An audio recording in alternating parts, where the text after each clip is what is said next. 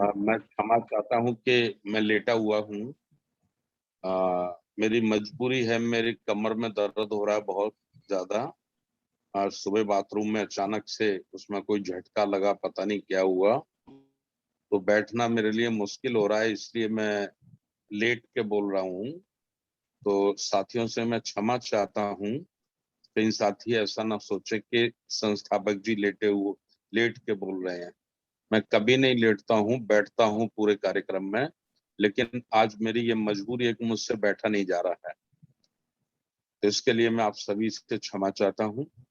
और मैं बहुत बहुत धन्यवाद करना चाहता हूँ अपने सीनियर जेल सुपरिटेंडेंट साहब का, राजेंद्र गायकवाड़ साहब का। उन्होंने जो विषय था उस पर अपनी बात रखी, और मैंने ये महसूस किया कि उनके पास समय कम था। वो कुछ और भी अच्छी तरह से प्रेजेंटेशन देना चाहते थे, लेकिन समय कम रहने के कारण वो नहीं अपनी बात कह पाए पूरी तरह से। तो मैं उनसे निवेदन करना चाहता हूं कि नेक्स्ट सेशन में हम लोग अभी अ, आपको पूरा 1 घंटे का समय आपका हम लेंगे, और जो नॉलेज आपकी है, जो ज्ञान आपका है, जो जीवन का अनुभव है, वो राष्ट्रीय बौद्ध महासभा के माध्यम से हजारों लोगों तक पहुंचे, ऐसा हमारा अनुरोध रहेगा सीनियर सुपरिटेंडेंट साहब से। जी जी, उनसे धन्यवाद। जी जी, जी जी, शुक्रिया तो मेरा शुक्रिया। मेरा ये निवेदन है। जी, आदेश है, सुनील आपका आदेश है। जी सुनील कौंडल साहब भी हिमाचल से जुड़े ही युवा साथी हैं हमारे, और मुझे लगता है कि हमारे राष्ट्रीय बौद्ध महासभा में पहली बार वो बोल रहे हैं। उनका मैं बहुत बहुत धन्यवाद करना चाहता हूँ, और सदैव वो जुड़े रहें। निश्चित रूप से वो अच्छे वक्ता बनेंगे, और देश के नेतृत्वकर्ता भी बनेंगे, वो लीडरशिप दे सकेंगे समाज को। ऐसी टीस मैंने उनके अंदर महसूस की है। आदरणीय मेरा अपनी ताई जी का तो मैं धन्यवाद हमेशा करता हूँ, और वो मेरी बड़ी बहन है, मैं उनसे आशीर्वाद देता रहता हूँ। उन्होंने अच्छी बातें कही। मैं ज्यादा समय आपका नहीं लूंगा, विषय के साथ में जुड़ना चाहता हूँ। आज की ज्वलंत समस्याएं और मीडिया की भूमिका। तो ज्वलंत जो समस्याएं हैं वो ये है कि हमें सबसे पहले ये देखना है कि राष्ट्र किसे कहते हैं। राष्ट्र उसे कहते हैं जो उस देश में रहने वाले लोग हैं। तो रहने वाले लोग मजबूत हैं, उसके नागरिक मजबूत हैं, तो राष्ट्र मजबूत है।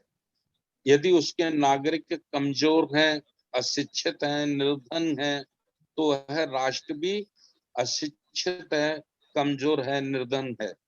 ये परिभाषा राष्ट्र की होती है, देश की होती है, जिसका ज्ञान और संज्ञान बिल्कुल भी भारत का मीडिया नहीं लेता।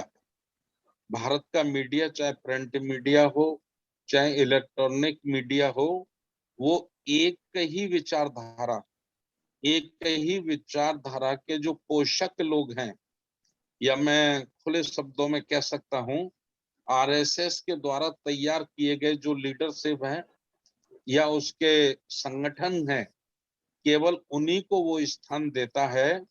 अंबेडकरवाद, साउ फूले, महाकारुणिक तथागत गौतम बुद्ध, संत रविदास, संत कबीर, जो मानवतावादी विचारधारा के लोग हैं, जो इंसान और इंसानियत को पसंद करने वाले लोग हैं, उनके लिए मीडिया के पास कोई स्थान नहीं है, कोई जगह नहीं है।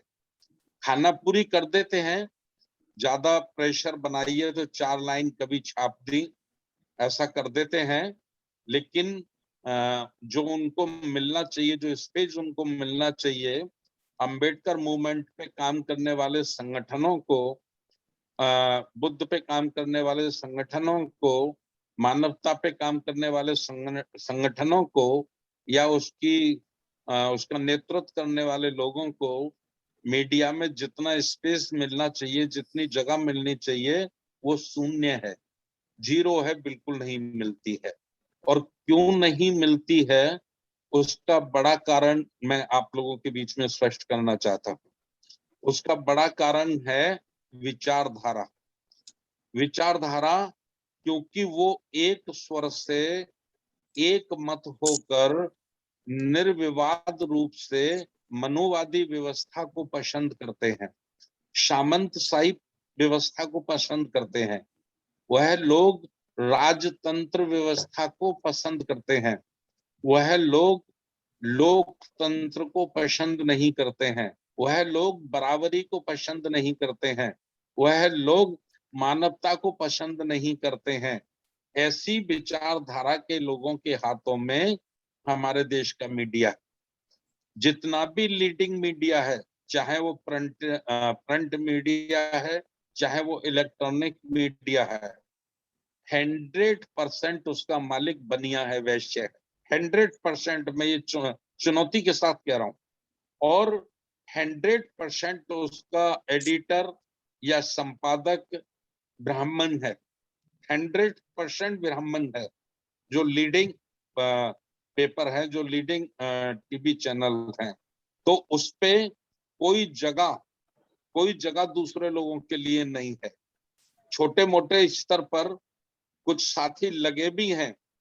यदि वो बहुजन समाज की बात, बाबा साहब डॉक्टर अंबेडकर की विचारधारा, बुद्ध की विचारधारा, कबीर की विचारधारा, संत रविदास की विचारधारा को लेकर भेज भी देते हैं, तो ऊपर जाके जो उनका सीनियर बॉस होता है, वो उसको रद्दी की टोकरी में डाल देता है और दूसरे दिन बुलाकर डांट लगाता है कि ये बिल्कुल इनको स्पेस नहीं देना है, बिल्कुल इनको जगह नहीं देना है।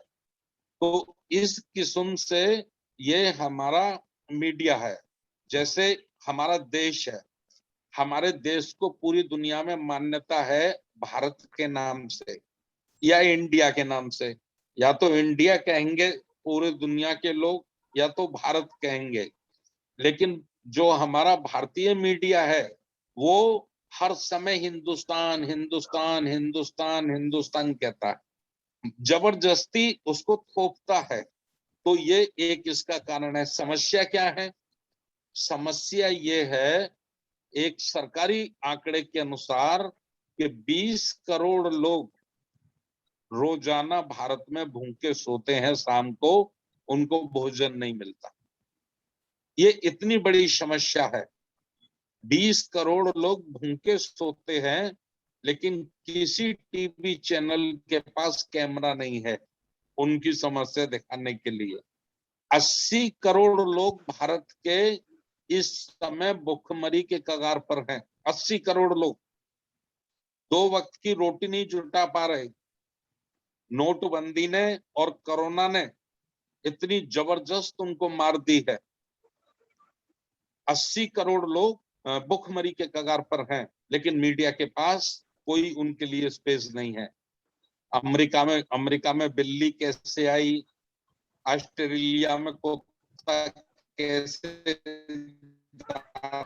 दौड़ता है, ये जंगलों न्यूज दिखाते रहेंगे, बिच्छू दिखाते रहेंगे, तो फिल्म दिखाते रहते हैं। लड़ाई पाकिस्तान से हो रही है, चाइना से हो रही है।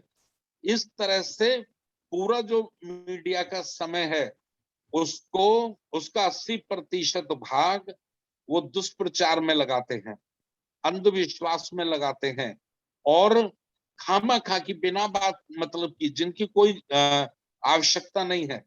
जो 10 सेकंड की न्यूज है, उसको 10 घंटे का स्पेस देते हैं। और जो ब्राह्मणवादी व्यवस्था और मनुवादी व्यवस्था को के पोषक लोग हैं या उसको लाना चाहते हैं, उनके लिए उनके पास बहुत सारा समय है। 5 मिनट का वीडियो, 2 मिनट का वीडियो, 20 सेकंड का वीडियो उनका बना लेंगे, और वो वीडियो 72 घंटे 84 घंटे तक उसको दिखाते रहेंगे, टीवी चैनलों पर रिपीट करते रहेंगे। तो भारत का जो कमेरा वर्ग है, जिसकी 90% संख्या है, जो 90% लोगों की समस्याएं हैं, बेरोजगारी, भुखमरी, शिक्षा का सर्वनाश, स्वास्थ्य केंद्रों का सर्वनाश, सरकारी संपत्ति का दुरुपयोग, सरकारी संपत्ति को चंद मुट्ठीभर लोगों के बीच हाथ में देना। मैं एक उदाहरण से समझाता हूं। ये मोबाइल मेरे हाथ में लगा है और इसको मैंने खरीदा है, तो मैं इसका मालिक हूं। ये इसका मालिक कोई दूसरा नहीं हो सकता।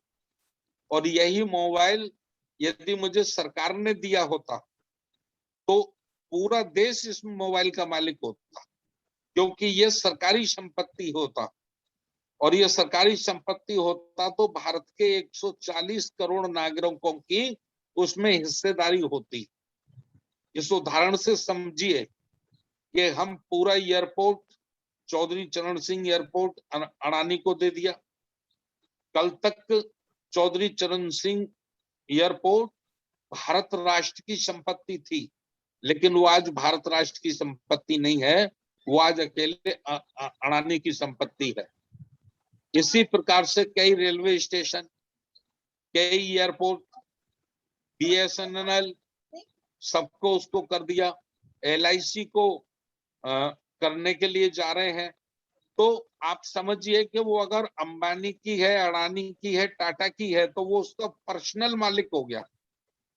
वो चाहे तो उसे लंदन ले जा सकता है अपनी संपत्ति को, चाहे तो ऑस्ट्रेलिया ले जा सकता है, चाहे तो इंग्लैंड ले जा सकता है।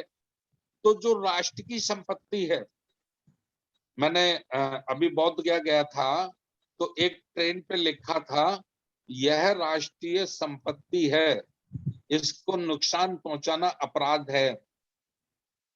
तो एक नागरिक के लिए ये सरकार ने लिखा है कि एक रेलगाड़ी सरकारी संपत्ति है, इससे नुकसान पहुंचाना अपराध है। तो भाई सरकारी राष्ट्रीय संपत्ति को बेचना कितना बड़ा अपराध होना चाहिए? मुझे लगता है उसका अपराध तो फांसी से भी बड़ा होना चाहिए। नुकसान पहुंचाना अगर दंडनीय अपराध है तो उसको बेचना कितना बड़ा अपराध है? ये बातें भारत के मीडिया को लानी चाहिए।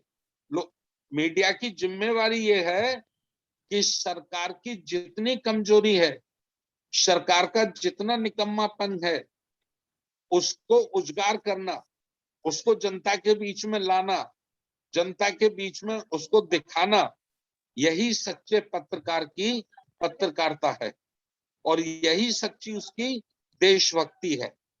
लेकिन आज वो देशभक्ति को भूल गए हैं, अपनी नैतिक ड्यूटी को भूल गए हैं। और कई मैं मीडिया के लोग ऐसे बता सकता हूं कि आज से 10 वर्ष पहले वो 5,000 की नौकरी करता था और आज वो 50,000 करोड़ का मालिक है। कई अखबार वाले ऐसे बता सकता हूं कि आज से 20 वर्ष पहले वो किराए के मकान में रहता था, लेकिन आज उसके पास इनकम टैक्स के अनुसार 10,000 करोड़ की संपत्ति है। तो ये मीडिया के पास इतनी जो संपत्ति आ रही है, ये कौन की संपत्ति है? ये सब हमारे देश की संपत्ति है। इसीलिए वो देश खरीदने वालों से और देश बेचने वालों से उनका बड़ा रिश्ता है, बड़ा उनके साथ गठबंधन है। ये मैं आप लोगों के बीच में स्पष्ट करना चाहता हूं। तो दो प्रकार की चीजें हमारे बीच में आ रही हैं। एक विचारधारा, जो भारत में 90% लोग, 95% लोग पीड़ित हैं, जिनकी आवाज मीडिया नहीं उठाता, उनकी जरूरतों को मीडिया नहीं उठाता, वह एक वर्ग मानवता का समर्थन करता है, वो जातिवाद का विरोध करता है, वो वर्ण व्यवस्था का विरोध करता है, अंधविश्वास का विरोध करता है वह वर्ग। इसलिए उसकी बात को, उसकी आवाज को दबाया जाता है, कुचला जाता है सख्ती से। और जो मुट्ठी भर लोग हैं जो इस देश को पुनः गुलाम बनाना चाहते हैं, मीडिया से मैं, चूंकि हमारा पूरा लोग जुड़ते हैं और ये YouTube चैनल पे चलता है, मीडिया कभी ये सवाल नहीं उठाता कि हमारा देश जब सोने की चिड़िया था, अखंड राष्ट्र था, विश्व गुरु था, तो कौन से कारण थे कि हमारा देश गुलाम हुआ? कौन सी व्यवस्था थी? उस व्यवस्था पर चर्चा होनी चाहिए, लेकिन कोई डिबेट नहीं होती, कभी कोई चर्चा नहीं होती। रवीश कुमार जैसा एक ईमानदार पत्रकार, मैं उनका धन्यवाद करना चाहता हूं कि वो अपनी नौकरी को दांव पे लगाकर, अपनी जिंदगी की जान को दांव पे लगाकर वो सच बोलने की हिम्मत जुटाता है। अगर 10 पत्रकार भी इस तरह से सच बोलने की हिम्मत जुटाना शुरू कर दें तो मीडिया में कुछ इंसानियत जाग जाएगी। इसलिए आज का विषय हमने रखा था भारत की मूल समस्याएं और मीडिया की भूमिका। तो भारत की मूल समस्या है बेरोजगारी, भूखमरी, शिक्षा का पतन, स्वास्थ्य का पतन और राष्ट्र को चंद 10-15 लोगों के हाथों में बेचने की सबसे बड़ी समस्या। तो इसकी ओर ध्यान आकर्षित करने के लिए इसको बड़ी प्राथमिकता के साथ मीडिया को उठाना चाहिए।